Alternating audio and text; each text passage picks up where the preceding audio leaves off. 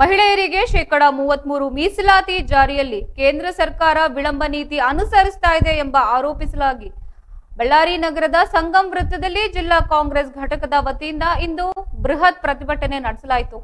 ಯಾವುದೇ ಷರತ್ತುಗಳಿಲ್ಲದೆ ತಕ್ಷಣವೇ ಮೀಸಲಾತಿ ಜಾರಿಗೆ ತರಬೇಕು ಎಂದು ಪ್ರತಿಭಟನಾಕಾರರು ಒತ್ತಾಯಿಸಿದರು.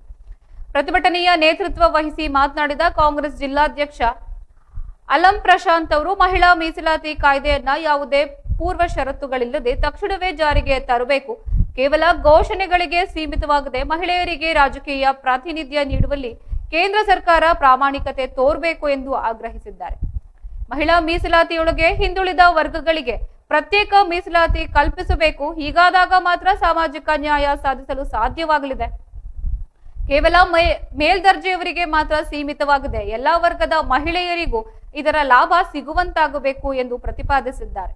2026ರ ಜಾತಿ ಜನಗಣತಿಯ ನಿಖರ ದತ್ತಾಂಶದ ಆಧಾರದ ಮೇಲೆ ಕ್ಷೇತ್ರಗಳ ಮಿತಿ ನಿರ್ಣಯ ಮಾಡಬೇಕು. ದತ್ತಾಂಶದ ಆಧಾರದಲ್ಲೇ ನ್ಯಾಯಯುತ ಪ್ರಾತಿನಿಧ್ಯ ದೊರೆಯುತ್ತದೆ ಎಂಬುದು ಕಾಂಗ್ರೆಸ್ನ ಸ್ಪಷ್ಟ ನಿಲುವಾಗಿದೆ.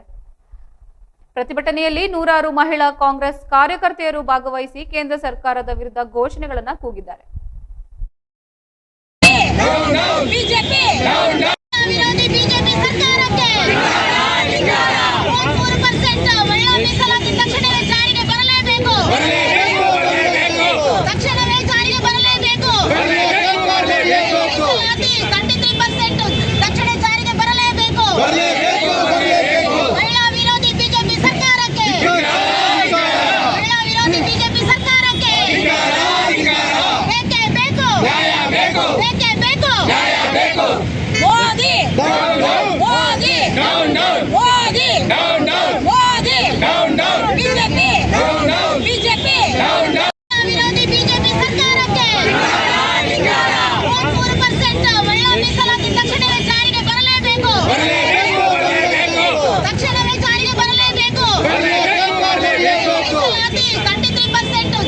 ಎಲ್ಲ ಒಂದು ಪ್ರತಿಭಟನೆಗಳು ಶುರುವಾಗಿದ್ದಾವೆ.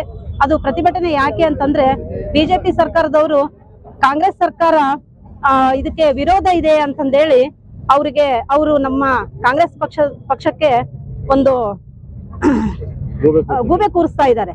ಆದ್ರೆ ಇದು ಬಿಜೆಪಿ ಸರ್ಕಾರಕ್ಕೆ ಇದು ಒಂದು ತರವಲ್ಲ ಅಂತಂದೇಳಿ ನಾನು ಹೇಳಕ್ ಇಷ್ಟಪಡ್ತೀನಿ. ಯಾಕೆ ಅಂತಂದ್ರೆ ತಮಗೆ ಗೊತ್ತಿರೋ ಹಾಗೆ ಇದು ಮೀಸಲಾತಿ ಅನ್ನೋದು ಈಗಿನದಲ್ಲ.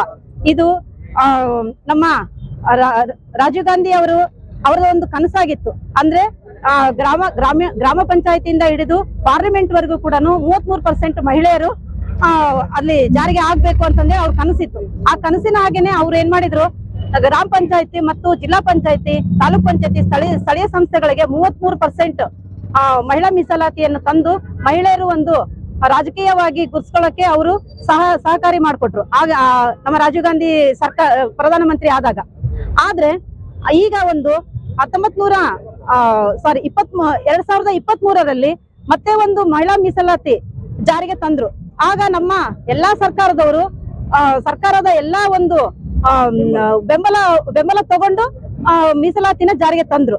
ಆದ್ರೆ ಅವಾಗ ಒಂದು ಸಂವಿಧಾನದ ಒಂದು ವಿಚಾರವಾಗಿ ಅದು ಆಗ ಫೇಲ್ ಆಯ್ತು. ಆದ್ರೆ ಆಗಿಂದ ಈವರೆಗೂ ಅಂದ್ರೆ 3 ವರ್ಷವರೆಗೂ ಬಿಜೆಪಿ ಸರ್ಕಾರದವರು ಏನ್ ಮಾಡ್ತಾ ಇದ್ರು ಅನ್ನೋದು ನಮಗೊಂದು ಪ್ರಶ್ನೆ ಆಗಿದೆ.